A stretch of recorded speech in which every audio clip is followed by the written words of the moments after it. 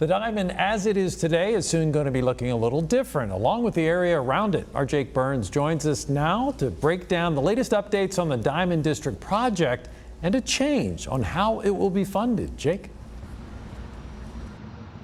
Yeah, the change in plan here, Bill, will save the city money on the project as a whole, and it will keep the timeline going, which they needed to get the stadium done in time for MLB standards.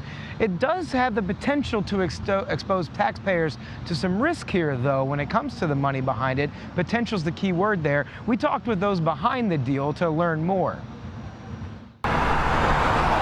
Even before the fans arrive opening night, there are a couple signs city leaders see as a positive for the new financing structure of the Diamond District. The Squirrels have once again sold out, and Cranes continue developing Greater Scott's Addition.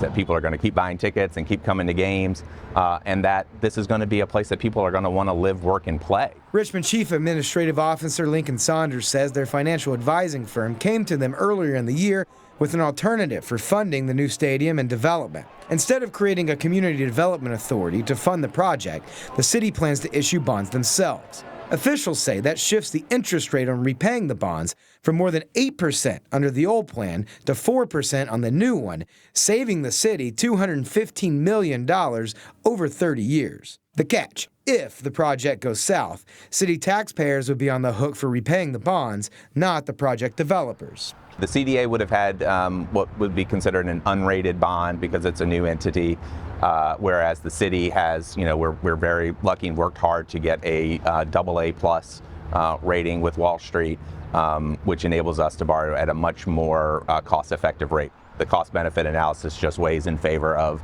it being a city-backed bond at a much, much more affordable rate. The city would be able to issue the bonds by June, which would capture $24 million in state funding for the project set to expire July 1st. We wouldn't have. It would just be revenue that goes back to the state. A special tax zone tied to the Diamond District was expanded to properties around the project, but Saunders says that won't be needed under the new plan. The tax zone will only apply to the stadium and Phase 1 development, meaning hundreds of millions of dollars in revenue in the coming decades will go towards city services and not paying off the Diamond District. This saves the city money over a long course of period of time, and I know that Richmonders want the Squirrels right here in the city limits.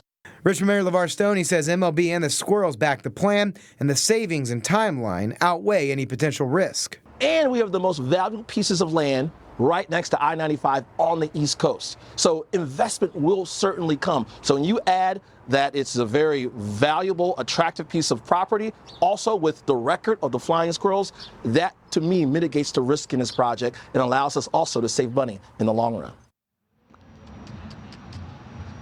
City Council will have to pass this version of the plan, and if they do so, Saunders says they expect construction on a new stadium to begin this summer. You know, with any big project in Richmond, there's always going to be some starts and some stops. That's what history shows us. But with this project, there's already significant backing behind this version of the plan. We'll explain more on that tonight at 6 o'clock. For now, at opening night here at the Diamond, Jake Burns, CBS 6.